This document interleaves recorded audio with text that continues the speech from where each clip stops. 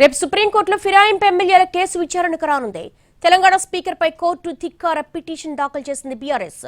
దీంతో ఎమ్మెల్యేల విచారణకు మరింత గడువు కావాలని పిటిషన్ వేసింది స్పీకర్ కార్యాలయం. అన్ని కేసులపైన రేపు విచారణ జరపనుంది సుప్రీం. ఎమ్మెల్యేల పార్టీ ఫిరాయింపులపై 3 నెలల్లో చర్యలు తీసుకోవాలని జూలై 31న ఆదేశాలు ఇచ్చింది సుప్రీంకోర్టు. ఇప్పటికే ఎమ్మెల్యేల విచారణ ప్రారంభించారు స్పీకర్. విచారణ కొనసాగుతుందని తెలిపారు. 3 నెలల గడువు కోరుతూ సుప్రీంకోర్టులో పిటిషన్ వేశారు అసెంబ్లీ కార్యదర్శి. 10 మంది పార్టీ మారారని ఫిర్యాదు చేసింది బీఆర్ఎస్. 3 నెలల ఎమ్మెల్యేలపై చర్యలు తీసుకోవాలని సుప్రీంకోర్టు ఆదేశాలు ఇచ్చినప్పటికీ ఇంకా పూర్తి చేయలేదు. దీంతో కోర్టును ఆశ్రయించింది బీఆర్ఎస్.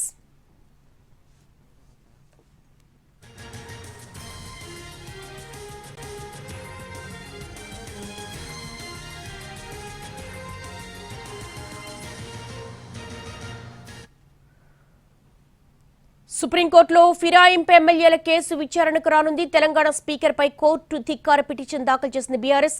దీనికి సంబంధించి లేటెస్ట్ అప్డేట్స్ మా ప్రతినిధి రాజుని అడిగి మరిన్ని వివరాలు తెలుసుకుందాం. రాజు, రేపు ఏం జరగబోతోంది? కోర్టు ధిక్కార పిటిషన్ కూడా దాఖలు చేసింది బీఆర్ఎస్.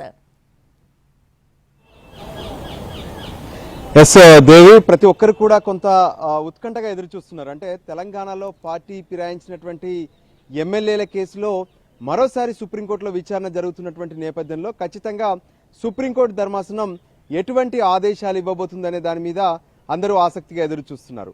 వాస్తవానికి జూలై 31నే సుప్రీంకోర్టు ధర్మాసనం ప్రత్యేకంగా స్పీకర్ కార్యాలయానికి ఆదేశాలు జారీ చేసింది. ఎవరైతే పార్టీ మారారని చెప్పి ఇప్పటి వరకు బీఆర్ఎస్ ఆరోపిస్తూ సుప్రీంకోర్టును ఆశ్రయించిందో వాళ్ళందరికీ సంబంధించినటువంటి విచారణ జరపాలి, 3 నెలల్లోగా ఈ ప్రక్రియను పూర్తి చేయాలనే విషయాన్ని కూడా సుప్రీంకోర్టు స్పష్టం చేసింది.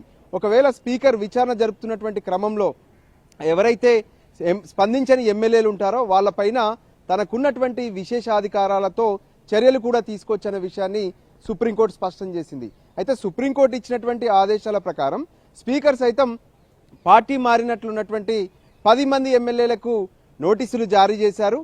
ఇప్పటికే విచారణ కూడా ప్రారంభమైంది. కడియం శ్రీహరి, దానం నాగేందర్లు వీళ్ళిద్దరు మినహా మిగతా 8 మందికి సంబంధించినటువంటి విచారణ పూర్తయింది. నిన్న కూడా 2 ఎమ్మెల్యేలకు సంబంధించినటువంటి విచారణ జరిగింది. ఈ నేపథ్యంలో ఎప్పుడైతే సుప్రీంకోర్టు ఇచ్చినటువంటి గడువు అక్టోబర్ 31న ముగుస్తుంది, దానికంటే ముందే స్పీకర్ కార్యాలయం సుప్రీంకోర్టును ఆశ్రయించింది. ఇప్పటికే ఎమ్మెల్యేలకు సంబంధించినటువంటి విచారణ కొనసాగుతుంది. పూర్తి విచారణ జరిగేందుకు మరికొంత సమయం కావాలని చెప్పి సుప్రీంకోర్టులో పిటిషన్ దాఖలు చేశారు అసెంబ్లీ స్పీకర్ తరపున కార్యదర్శి. ఈ నేపథ్యంలో 3 నెలలు పూర్తయినప్పటికీ కూడా ఇప్పటి వరకు స్పీకర్ ఎటువంటి చర్యలు తీసుకోలేదంటూ స్పీకర్ పైన కోర్టు ధిక్కార పిటిషన్ దాఖలు చేసింది బీఆర్ఎస్. స్వయంగా బీఆర్ఎస్ వర్కింగ్ ప్రెసిడెంట్ కేటీఆర్ పేరుతో దాఖలైనటువంటి పిటిషన్ పైన గతంలోనే త్వరితగతిన విచారణ జరపాలని చెప్పి గత వారం సుప్రీంకోర్టు ముందు ఆయనకు సంబంధించినటువంటి సీనియర్ అడ్వకేట్ స్పెషల్ గా మెన్షన్ కూడా చేశారు. ఈ నేపథ్యంలో రేపు ఈ 2 పిటిషన్లను కలిపి సుప్రీంకోర్టు ధర్మాసనం విచారణ జరపబోతుంది, చీఫ్ జస్టిస్ ఆఫ్ ఇండియా ధర్మాసనం. ఖచ్చితంగా అటు స్పీకర్ తరపున తానైతే విచారణ ప్రారంభించారు. 8 మంది విచారణ పూర్తయింది. మరో 2ని విచారించాల్సినటువంటి అవసరం ఉంది. అయితే అందరికీ నోటీసులు ఇచ్చినప్పుడు ఎవరెవరు ఏం చెప్పారు ఏంటి అనే అంశాన్ని కూడా రేపు సుప్రీంకోర్టులో ప్రస్తావించే అవకాశం కనిపిస్తుంది. ఇప్పటికే కొంతమంది ఎమ్మెల్యేలు అయితే మేము అభివృద్ధి కోసం మాత్రమే సీఎంను కలిశాము, ఆయన ఏ పార్టీ కండువా అనేది కాదక్కడ, సన్మానం కోసం మాత్రమే కండువా వేశారనేటువంటి అఫిడవిట్ ను అటు సుప్రీంకోర్టులో దాఖలు చేశారు. స్పీకర్ తో జరిగినటువంటి విచారణ సందర్భంగా కూడా వాళ్ళ తరపున జరిగినటువంటి వాదనలు కూడా అవే కనిపిస్తున్నాయి. కానీ దానం నాగేందర్ తో పాటు కడియం శ్రీహరికి సంబంధించినటువంటి కేసు మరోలా కనిపిస్తుంది. ఎందుకంటే దానం నాగేందర్ ఖైరతాబాద్ నుంచి బీఆర్ఎస్ పార్టీ తరపున అసెంబ్లీ ఎన్నికల్లో ఎమ్మెల్యేగా గెలిచారు. ఆ తర్వాత సికింద్రాబాద్ పార్లమెంట్ నియోజకవర్గం నుంచి కాంగ్రెస్ పార్టీ తరపున పోటీ చేశారు.